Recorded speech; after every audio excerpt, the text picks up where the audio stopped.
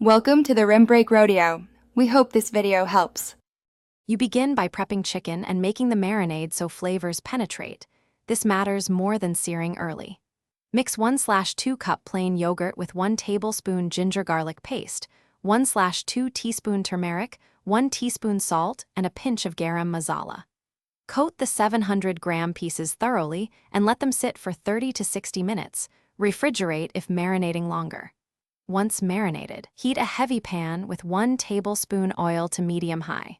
You'll brown the chicken briefly to lock juices before moving to the curry base. Now build depth with browned onions and a creamy nut base so texture is rich and balanced. Sauté 2 tablespoons ghee or oil, add 1 large sliced onion and cook until deep golden. This adds sweetness and umami.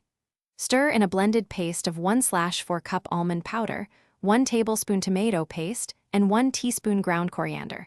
Cook briefly to remove raw flour taste. Pour 200 milliliters stock. Return the browned marinated chicken to the pan.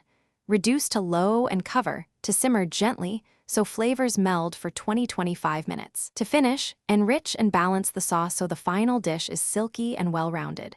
Stir in 2 tablespoons cream and 1 tablespoon butter. Crush a teaspoon of casserie methi between your palms and add for aroma, then fold in chopped cilantro. Taste and adjust seasoning. 1 teaspoon lemon juice brightens the dish. Make sure to simmer uncovered 3 to 5 minutes to thicken if needed. If your korma is thin, reduce on low heat. If it's bitter, mellow with a teaspoon sugar or extra cream, then serve hot with rice or naan. Thanks for watching. Consider subscribing if we helped you.